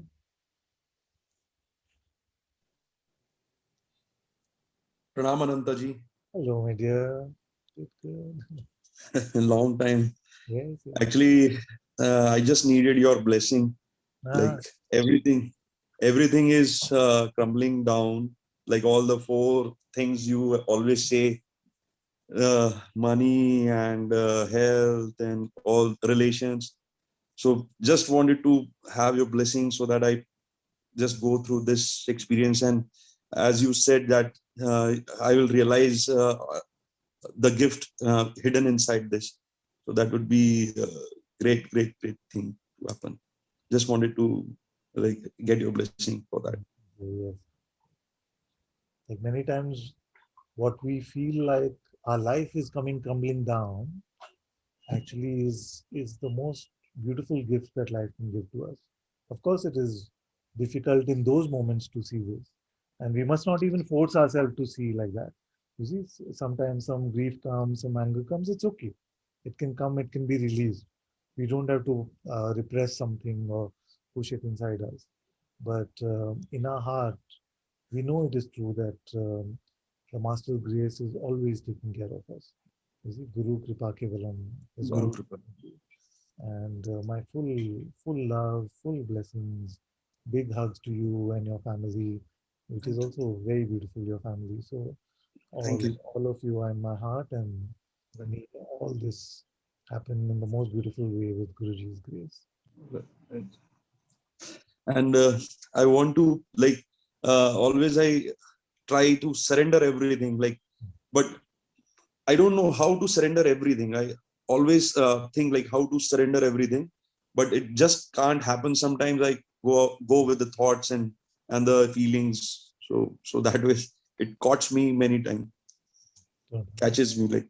Don't worry. When sometimes these things are happening all around us, then these thoughts seem to have more power over us as well. Don't worry. You keep the intention to let go of thoughts in your heart. You remember you had a journey one time and we had this conversation about don't believe your next thought. And Yes, you yes, tried it and you reported yes, at yes. the end of it that it works. It works, Anantaji. It works. Yes. Yeah. That was the most amazing period of my life, I can say. It was like amazing experience for me that time. So just in your heart, keep the intention to be open and empty, and Yes, rest will work out. The rest will all work. yes. Thank you. Thank you, Guru. Oh, oh. Okay, Nupur can come. Hello, Father. Hello, my dear. Father, there was one thing which I wanted to share is when you asked Atma Jyoti if there is any nice program that he's been Yes, watching. yes. And one thing that came to my mind was something which I watched recently, Father, and that was on it's called Surviving Death. Aha. And this was so fascinating, Father. It was as if Guruji's pointings were condensed in a series on Netflix, and it was presented from the perspective of scientists and neurologists and psychiatrists, and they were saying that basically about the accounts of near-death experiences, that how we, the awareness, the consciousness does not die. And it's fascinating for people, Father, who are not in this path, and we are so blessed to have you and Guruji's blessings to recognize this every moment of every day, that die to yourself while you're alive, and let this be revealed. But hearing from their perspective of that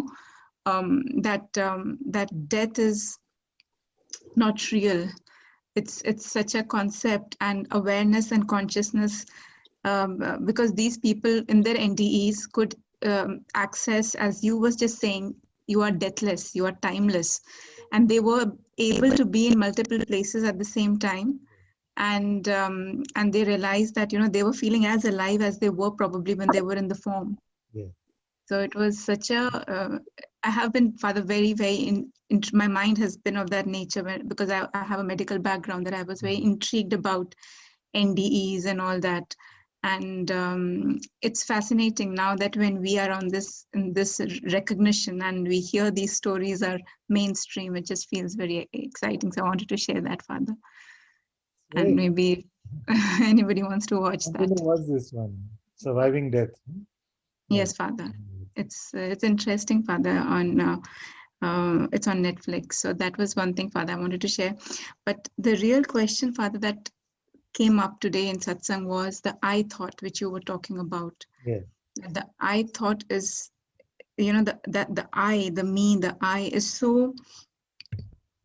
It is so. It's so subtle that sometimes it is. It's like.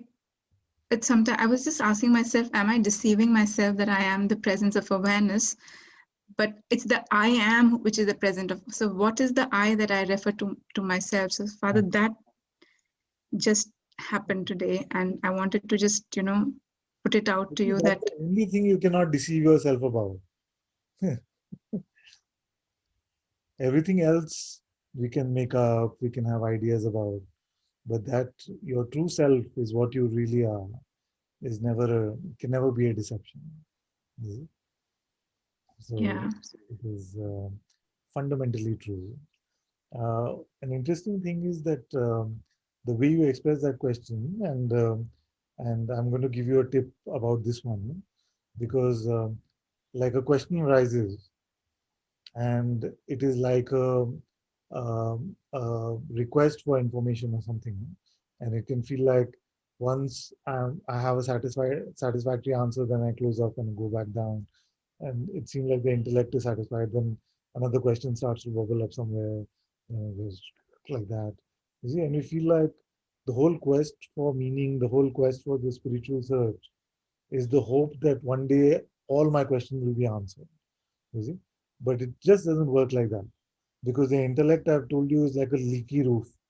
Even when it feels like it's fully, we've painted it, we've just renovated it, tomorrow something else will start, tuck, tuck, tuck, tuck, So, so don't try to fulfill the quest by satisfying your questions. Yeah? I know it was a nice one. It was not a bad one, but just to give you a tip so that we get off the treadmill, which we don't realize is very tiring. You see, so so just ask yourself, what happens when I get an answer? What do I actually get?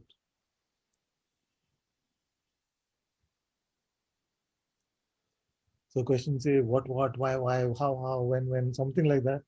And answer says, ah, da, da, da, da, da, da, da, da. You know? And then you say, ah, da, da, da, da, da. You see? So it is just a relief from the poking of the question itself. You see? It is not any true knowledge that we have encountered. You see, because no true knowledge can be stored here. You see? So if I can meet you here, which is a very subtle and mature place to meet actually, where you start to notice that actually this game of trying to resolve it intellectually is not what this game is truly about. You see? And then when a question comes and pokes and says, but, how, when, why, something like that. You see, you can recognize it as just the poking from the intellect. And you realize that the only game in the intellect is conclusion, confusion. Yes. Today's conclusions are tomorrow's confusions. So, so it is with full love that I want to tell you this, that this is a treadmill which, if you want to look at it in a nice way, we can say has served its purpose. You see, and now it's time for you to get off that treadmill and get to the heart. You see, let the questions play around, whatever. You see, if something is really strong, then you can, of course, I'm always happy to answer. But truly, my answer is that don't worry so much about these questions. You see, don't worry about these questions so much. Because otherwise, it seems like they can make us dance to their tunes. Yeah. You just come up and say hello, give me a virtual hug.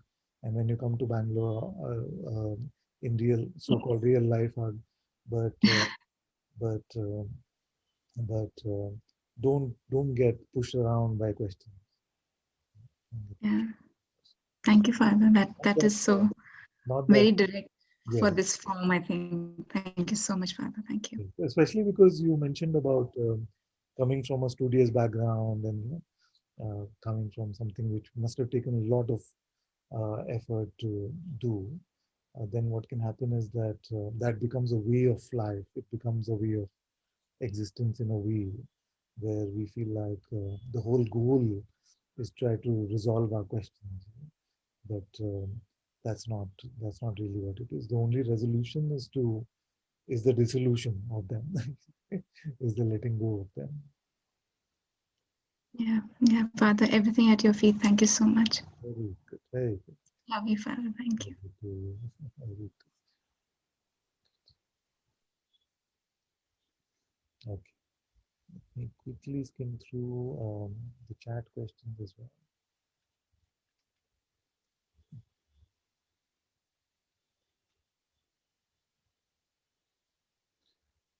It feels like awareness is knowable, even though it is said to be unknowable. Yes, it is knowable, but not in the ways we have considered to be knowing in the past.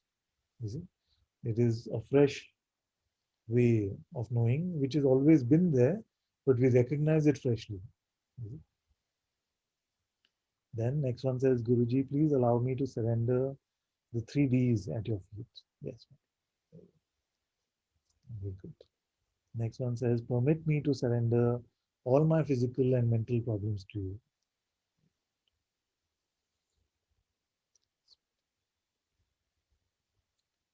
Father, is the I thought the last illusion to dissolve? It is very subtle. We sort of answered that. We can look at it that way, but just as you're not making any reference to yourself, because the I thought is actually contained in any thought, any reference that we make to ourselves. So instead of saying the last illusion to dissolve, we can say is the subtle subtext behind all notions. See, and till we come to the seizing of all notions, then the I thought seems to prevail. Then the next one says, Father, I just feel the only thing that is needed to be open is to allow everything. Yes, that allowing is the letting go. So to allow You need to be open also to see what is here. And there seems often to be judgment in the way. We learn so many ways to avoid and hide and protect ourselves. It is, in a way, speaking at different, from different perspectives. So I've said often that truly to label that this is what is happening is really the avoidance of that, is really a fear of meeting that so naked and so empty. Is it? So, so although initially, if we are just in a place where we are not meeting anything at all, and we're just like ostriches hiding from everything, it may be at a particular point useful to say, no, no, this is what's really happening. I'm not going to deny any of that. It may be helpful at that point, but we have to graduate from there onto meeting it so naked and empty and with full innocence that we cannot hide behind conceptual labels of what is happening. And that is what I'm pointing to. Then next one says, so good to hear slash feel these things dismantled. So much gratitude to you. Very welcome. Very welcome. Big thank you to Edward Das and Lawrence for their coming up. Yes, very beautiful. Father, what is your take on teachings which say that whatever is arising, thoughts, feelings, and emotion is already complete and whole, and there is nothing to do? Sounds fine. It sounds fine. It's good.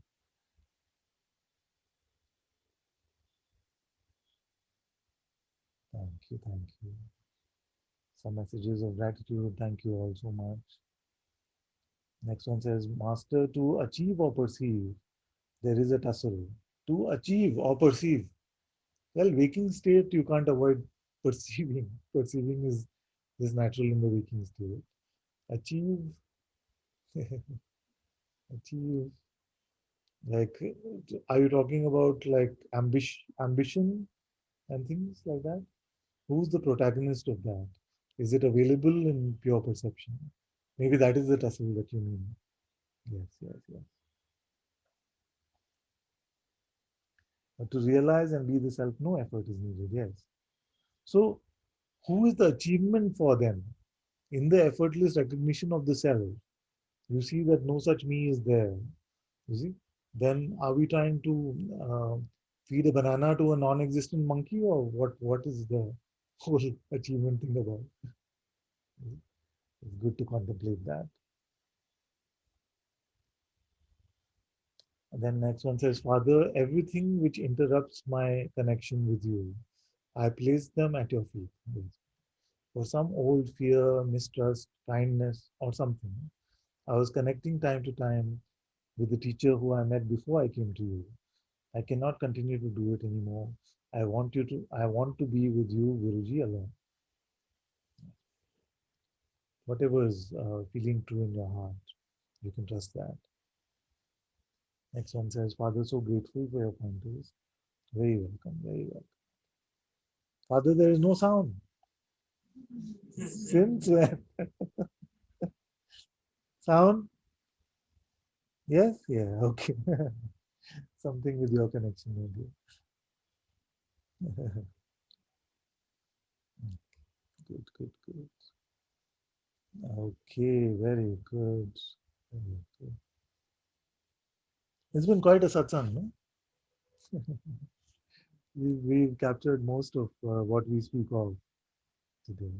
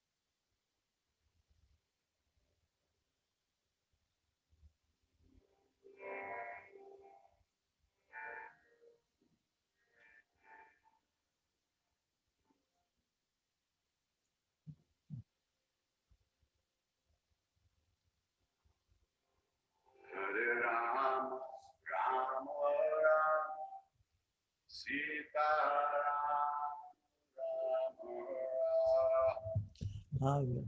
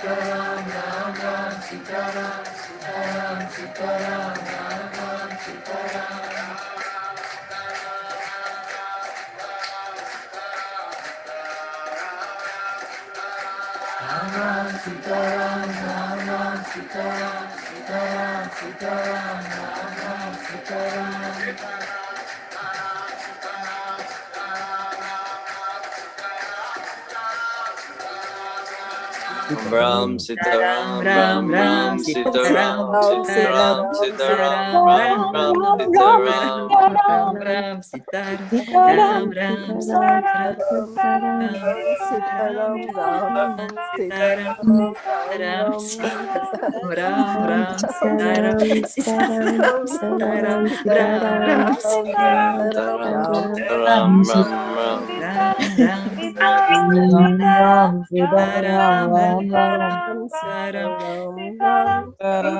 Ram Ram Sitaram Ram Ram Sitaram Sitaram Sitaram Ram Ram Sitaram Ram Ram Sitaram Sitaram Ram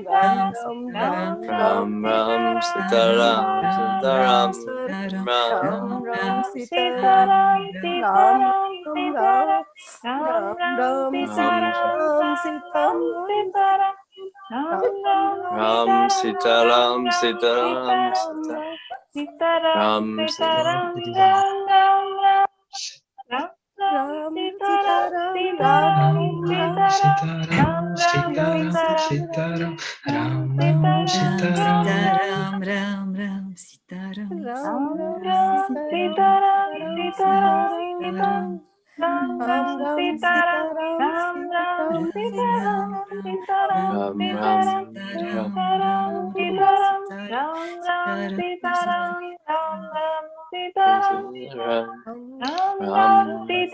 Sitaram Sitaram Sitaram Ram Ram Sitaram Sitaram Ram Ram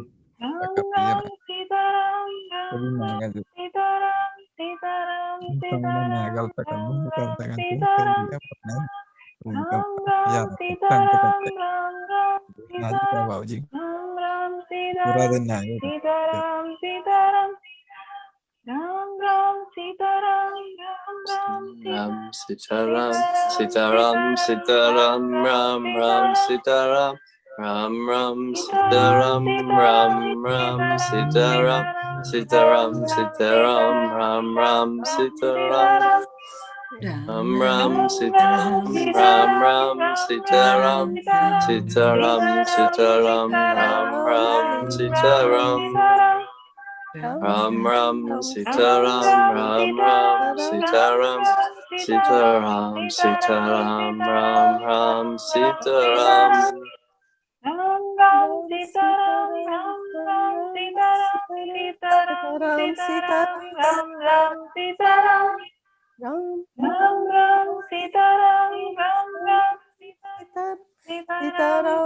Sitaram, Ram Sitaram.